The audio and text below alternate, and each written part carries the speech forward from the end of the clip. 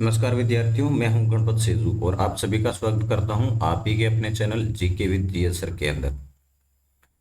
आज का जो वीडियो रहने वाला है वो है क्लास 7th के लिए 7वीं कक्षा सामाजिक विज्ञान का आपका जो एग्जाम है अर्धवार्षिक परीक्षा 2023-24 मतलब इस सत्र का। ये वार्षिक परीक्षा में भी समान रूप से महत्वपूर्ण रहेगा। अर्धवार्षिक के लिए स्पेशल मैंने ये बनाया है। तो चलते हैं प्रश्नों पर।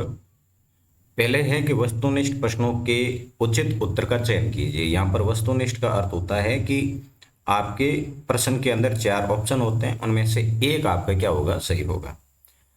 निम्न में से अधात्विक खनिज कौन सा है?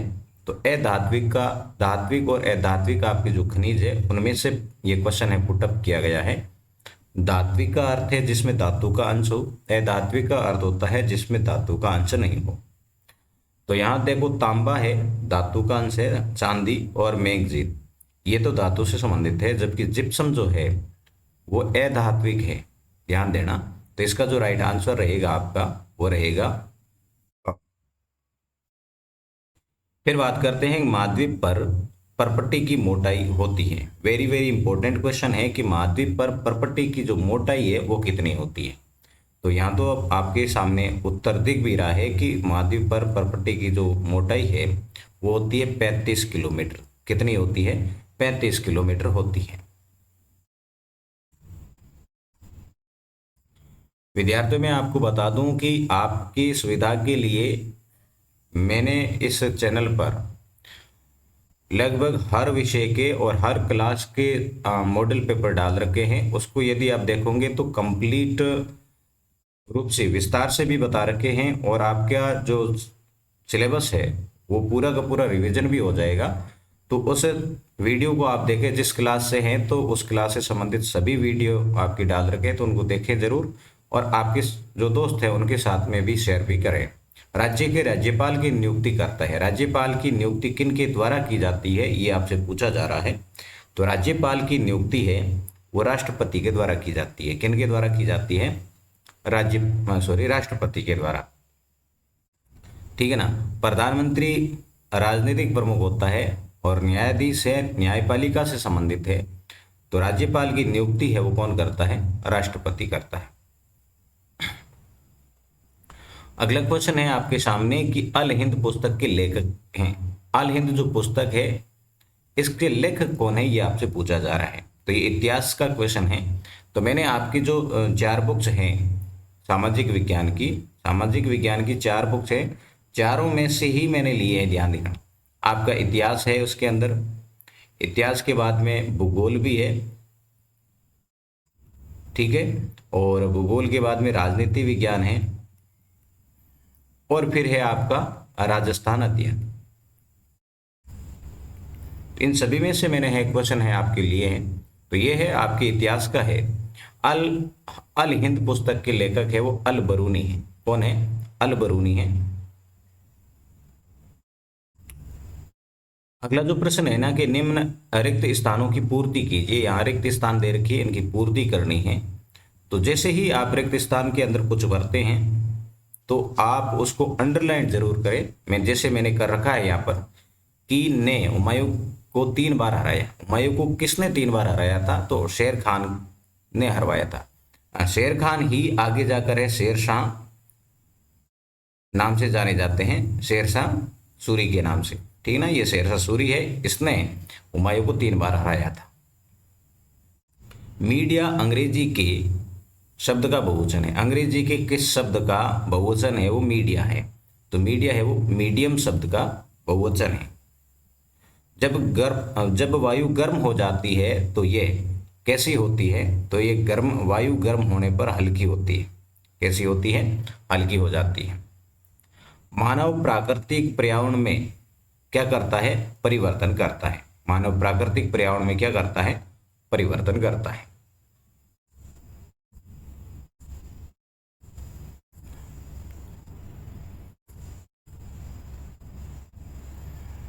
अगला क्वेश्चन है आपके सामने कि मौसम किसे कहते हैं।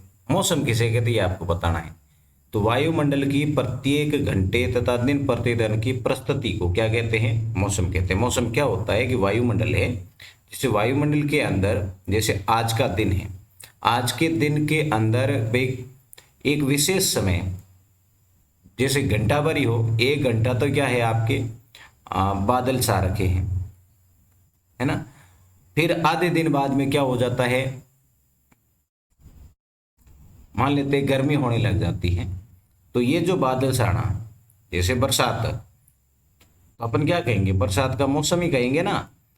तो बरसात का मौसम हुआ, अब तो है गर्म मौसम है। तो मौसम क्या होता है? घंटे दिन प्रतिदिन की प्रस्तुति जो होती है उसे क्या कहते हैं? मौसम कहते हैं। अभी इंपॉर्टेंट है कि दादन व्यवस्था क्या थी। दादन व्यवस्था है वो क्या थी, ये आपको बताना है। तो इसमें है कि व्यापारी व बुनकरों के बीच की वह व्यवस्था जिसमें व्यापारी कच्चा माल देता और तैयार माल लेता है। तो देखो, इधर तो एक व्यापारी है, व्यापारी क्या करेगा? कच्चा माल देगा।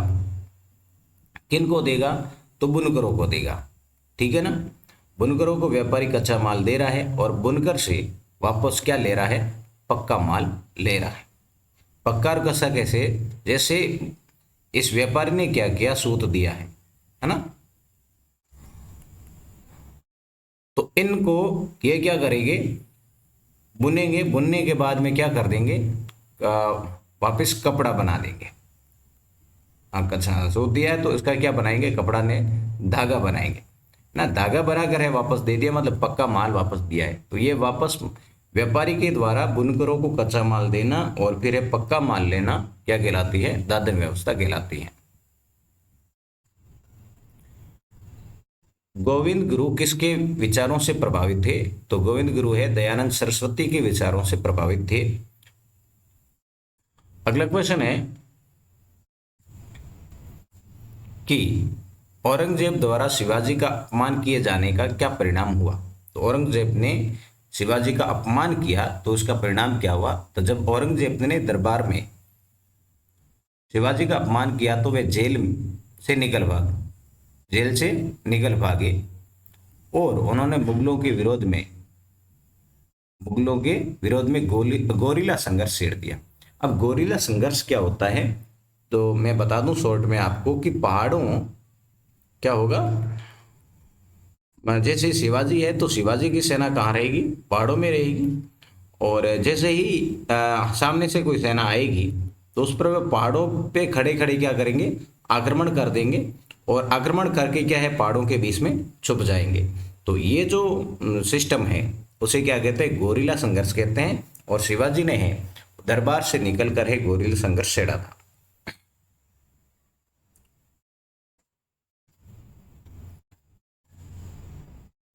तमिल क्षेत्र में किस तरह की सिंचाई व्यवस्था का विकास हुआ?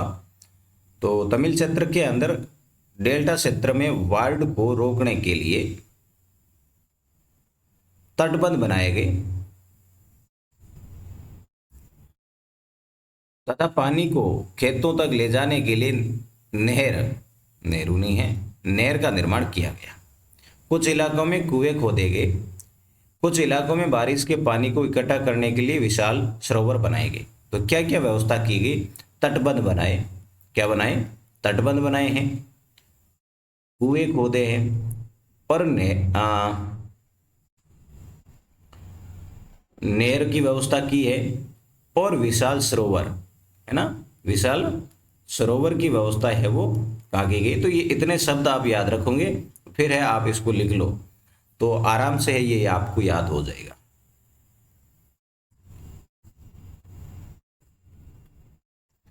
लोकतंत्र में संचार के माध्यमों की भूमिका क्यों महत्वपूर्ण है? तो लोकतंत्र में संचार के जो माध्यम है इनकी भूमिका इसलिए महत्वपूर्ण है क्योंकि ये देश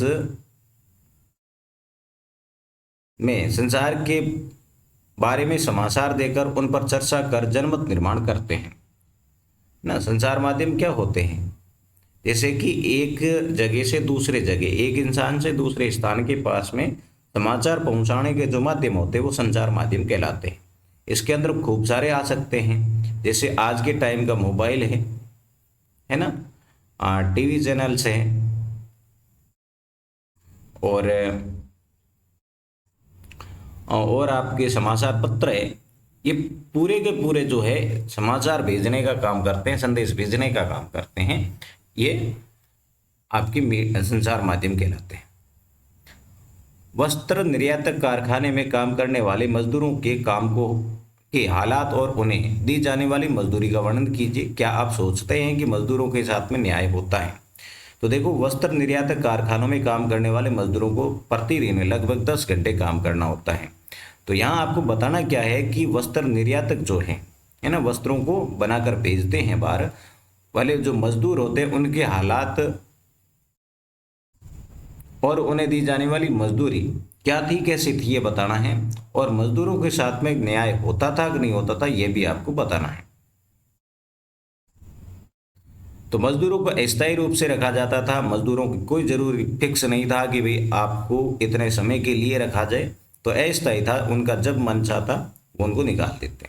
उन पर दबाव बना रहता कि कम समय में उच्च गुणवत्ता की निर्धारित वस्तुएं तैयार करनी है। उनको फिक्स टारगेट दे दिया जाता कि इतना काम आपको करना है, तो वो दबाव में रहते। इसके बावजूद उनका समुचित मजदूरी नहीं दी जाती। तो उनको है ना समुचित मजदूरी भी नहीं देते थे, उनको न्यूनतम मजदूरी दी जाती थी। मतलब पैसे जितना काम करते थे उसके अनुसार नहीं मिलते थे, उनका शोषण किया जाता था। इस प्रकार मजदूरों के साथ में न्याय नहीं किया जाता।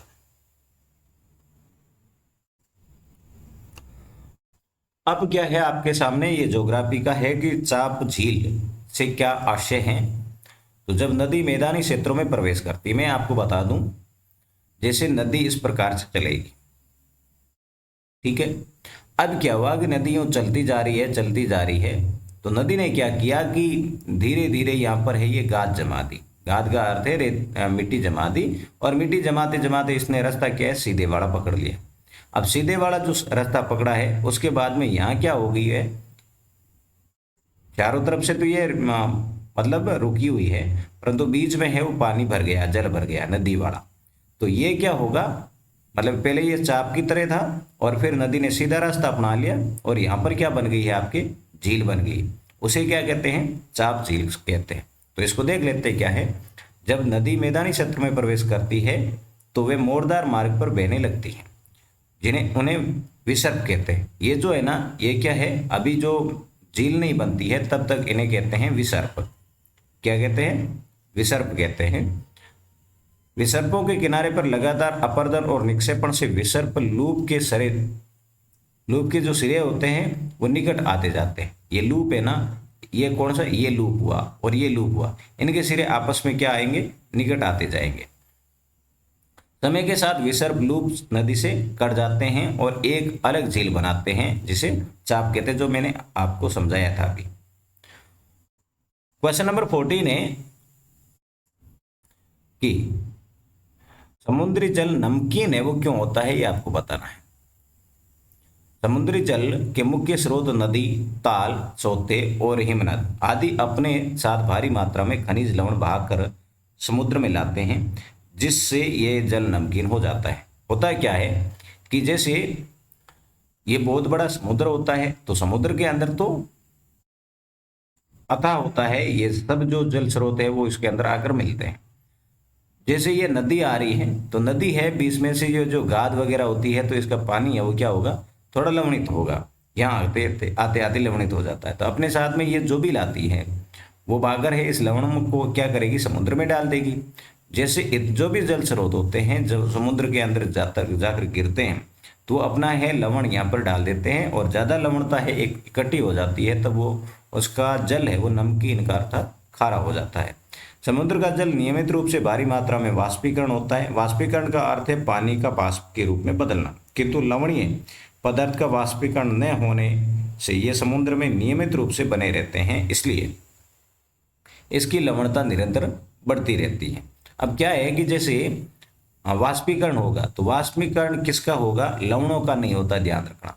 लवणों का वाष्पीकरण होता नहीं है, और जो शुद्ध जल होता है उसका वाष्पीकरण हो जाता है। वाष्पीकरण होता है तो पीछे केवल रहते क्या है, लवण ही रहते हैं, इस वजह से नमकीन जल होता है। आपके सामने प्रश्न नंबर 15 है कि मारणाकुंभा की सांस्कृतिक उपलब्धियां बताइए। मारणाकुंभा की सांस्कृतिक उपलब्धियां क्या थी, वो आपको बताना है। तो आपके सामने बता दूं कि सिसोदिया वंश की महाराणा कुंभा है किस वंश से थे, तो यह सिसोदिया वंश की कला प्रेमी शासक कुंभा का जन्म है कब हुआ है, तो 1417 ईस्वी में, और चित्तौड़ में हुआ। कहाँ हुआ था? चित्तौड़ के अंदर। 1433 में मेवाड़ के राज सिंहासन पर बैठे। जन्म है 1417 में होता है, सिंहासन पर बैठते हैं 1433 में। महाराणा कुंभा के व्यक्तित्व में कटार, कलम और कला की त्रिवेणी थी, है ना। वो कटार के मतलब युद्ध में बड़े अग्रिम पंक्ति पे रहते थे, और कलम मतलब वो साहित्य प्रेमी भी थे, और कला, स्थापत्य कला पर भी उन्होंने बहुत फोकस किया था। तो ये है त्रिवेणी का अर्थ है कला, कलम और कटार। ये सांस्कृतिक दृष्टि से कुंभा का शासनकाल मेवाड़ के इतिहास का स्वर्ण युग कहलाता है। Golden era of Mewar history किसे कहते हैं? महाराणा कुंभा की काल को कहते हैं। कुंभा ने महाराजा धीराज, ये देखो उनकी क्या है उपाधि है, महाराजा धीराज के लिए है, राय रायन के लिए है, महाराणा की उपाधि प्राप्ति, राजगुरु, दान गुरु, हाल गुरु, परम गुरु, चाप गुरु, ये सभी है महाराणा कुंभा की क्या है उपाधियाँ थी। आदि योग्यता अभिव्यक्त करने वाली उपाधियाँ प्राप्त हुई थी। मेवाड़ में 84 दुर्गों में से 32 दुर्गों का कुंभा द्वारा निर्माण करवाया गया। मेवाड़ के अंदर 34 दुर्गों में से 32 दुर्गों का निर्माण है वो किसने करवाया है? कुंभा ने करवाया है। कुंभा ने अचलगढ़ दुर्ग, ये देखो दुर्ग है, कौन कौन से दुर्गों का निर्माण करवाया है? अचलगढ़ दुर्ग, बसंतगढ़ दुर्ग, भोमड़ दुर्ग और मसान दुर्ग, कुंभलगढ़ दुर्ग तथा कुंभ श्याम मंदिर है, इनका निर्माण चित्तौड़ दुर्ग में स्थित विजय स्तंभ का निर्माण भी करवाया है। विजय स्तंभ हो गया, मसान दुर्ग है, कुंभलगढ़ है, भोमट है, दुर्ग है, बसंतगढ़ है, अचलगढ़ है और कुंभ श्याम मंदिर है, इनका निर्माण है महाराणा कुंभा के द्वारा करवाया गया। कुंभा महान संगीतकार भी थे। उनके द्वारा रचित संगीत ग्रंथों के में संगीत राज, देखो इनके संगीत ग्रंथ भी है, संगीत राज, संगीत मीमांसा, सूड प्रबंध सबसे प्रमुख है। कुंभा ने गीत गोविंद की रसिक प्रिया टीका व चंडी शतक टीका भी लिखी है। तो बड़े मतलब युद्ध में भी उसका सबसे पहले नाम लिया जाता है। साहित्य प्रेमी खूब थे और कला प्रेमी भी थे। भूमध्य रेखा से ध्रुवों की ओर जाने पर आतपन की मात्रा क्यों घटती जाती है? आतपन की मात्रा है भूमध्य रेखा से ध्रुवों पर जाते हैं तो घटती है, ऐसा क्यों? तो भूमध्य रेखा से ध्रुवों की ओर जाने पर आतपन की मात्रा घटती जाती है क्योंकि सूर्य से आने वाली ऊर्जा जिसे पृथ्वी रोक लेती है क्या कहलाती है? आतपन। सूर्य से आने वाली ऊर्जा, सूर्य से जो ऊर्जा आती है उस वो पृथ्वी है अपने पास ही रख लेती है, तो उसे क्या कहते हैं? आतपन कहते हैं। मतलब पृथ्वी पर तपन होता है। सूर्य की किरणें भूमध्य रेखा पर सीधी पड़ती है, इससे वहां सूर्य की ताप की प्राप्ति सर्वाधिक होती है। तो सर्वाधिक आतपन का होगा भूमध्य रेखा पर होगा। सूर्य की किरणें ध्रुवों की तरफ तिरछी होती है, ध्रुवों की तरफ है, जैसे यहाँ पर ये सूर्य है और ध्रुवों पर है वो कम पड़ेगा, भूमध्य रेखा पर सर्वाधिक इसका तापमान जाता है, इसलिए ध्रुवों की और सूर्य की ताप की मात्रा है वो कम होती है, इस कारण आतपन भी क्या होता है उसका कम होता है। प्रश्न नंबर 17 है कि प्रजातंत्र में संचार माध्यम किस प्रकार महत्वपूर्ण भूमिका निभाते हैं? तो देख लेते हैं फटाफट से। मित्रों, आपने अभी तक चैनल को सब्सक्राइब नहीं किया है तो सब्सक्राइब भी कर ले, वीडियो को लाइक जरूर करें, अच्छा सा कमेंट करें कि इस प्रकार के जो वीडियो आपको लगते कैसे, क्या पूरे डिटेल के साथ में बताया जाए या जल्दी जल्दी से प्रश्न आपको बता कर छोड़ दिया जाए, ये भी मुझे कमेंट करके जरूर बताना। इससे हमें सरकार के कार्यों के बारे में जानकारी मिलती है। किनसे? संचार माध्यम से। संचार माध्यम में ही ये सुनिश्चित करते हैं कि किन बातों पर जनता का ध्यान केंद्रित किया जाना है। इस प्रकार वे जनमत निर्माण का ऐसा सशक्त माध्यम है। यह देश और विदेश से संबंधित अनेक मुद्दों तथा समस्याओं के बारे में लोगों को सूचित करते हैं। मतलब मीडिया कुल मिलाकर क्या है, जो मीडिया होती है ना वो क्या करती है, मीडिया कर्मी, पत्रकार वगैरह, तो इसके बारे में आपको बता। यह सरकार की नीतियों और कार्यक्रमों की आलोचना करके एवं उनमें खामियां बताकर सरकार की कार्य प्रणाली को नियंत्रण करते हैं। क्या करेगा कि जैसे मीडिया है, पत्रकार है, उनको अधिकार होता है पूर्णतः कि वो किसी को भी कुछ भी पूछ सकता है ना, तो एज ए लिमिटेड, तो वो पूछेगा और उनमें यदि कोई कमियां दिखती है तो उन कमियों को है सरकार तक भी पहुंचाएगा और जनता तक भी पहुंचाएगा। तो इस प्रकार है दबाव डालकर है वो कार्य किया जाता है। ये लोगों में सरकार की नीतियों को लोकप्रिय बनाता है। सरकार के द्वारा कौन कौन सी है योजनाएं चलाई जा रही है, ये भी है, ये बताता है। आपके विचार में मंदिरों के आसपास नगर क्यों विकसित हुए थे, ये आपको बताना है। शासक मंदिरों को भूमि एवं धन अनुदान देते थे, जिनकी आय से धार्मिक अनुष्ठान संपन्न कराए जाते थे। तीर्थ यात्रियों तथा पुरोहित पीड़ितों को भोजन कराया जाता था। मंदिर जो भी थे ना, मंदिर को पहले तो भूमि, राजा लोग भी क्या करते थे, भूमि देते थे, और धन भी है वो दान में दिया करते थे। और जो मंदिर थे वहां पर है जो तीर्थ यात्री है, जो पुजारी है, उनको है भोजन कराया जाता था, तथा इनके साथ ही मंदिर को दर्शनार्थियों द्वारा दान दिया जाता था। जो भी मंदिर में दर्शन करने के लिए लोग आते, वो भी मंदिरों को दान देते। मंदिर के कर्ता धर्ता मंदिर के धन को व्यापार और सहकारी में लगाते थे। और मंदिर के जो कर्ता धर्ता मतलब जो मुख्य हुआ करते थे, वो व्यापार और सहकार में ही उसको लगाते थे धन को। शनै शनै का अर्थ है धीरे धीरे समय के साथ बड़ी संख्या में पुरोहित, पुजारी, कामगार, शिल्पी, व्यापारी, देखो पुरोहित वर्ग, पुजारी वर्ग, कामगार वर्ग, शिल्पी वर्ग और व्यापारी वर्ग है मंदिर तथा उनके दर्शनार्थियों एवं तीर्थ यात्रियों की आवश्यकताओं को पूरा करने के लिए, जो भी है मंदिर में आते उनके लिए जो भी उनको आवश्यकता होती है उनके पूरा करने के लिए आसपास बसे रहे, है ना। मंदिरों के पास में ही रहना शुरू कर दिया उन्होंने कि आना जाना फालतू में, तो वो पास में ही रहना शुरू कर दिए। इस प्रकार मंदिर नगरों का विकास हुआ और इसी रीति से मंदिर के चारों ओर अनेक नगरों का आविर्भाव हुआ। जैसे मध्य प्रदेश में बिलस्वामिन नगर है, विदिशा भी है, गुजरात के अंदर सोमनाथ मंदिर है, उनके पास में बहुत बड़ा आवास है, मतलब सिटी है।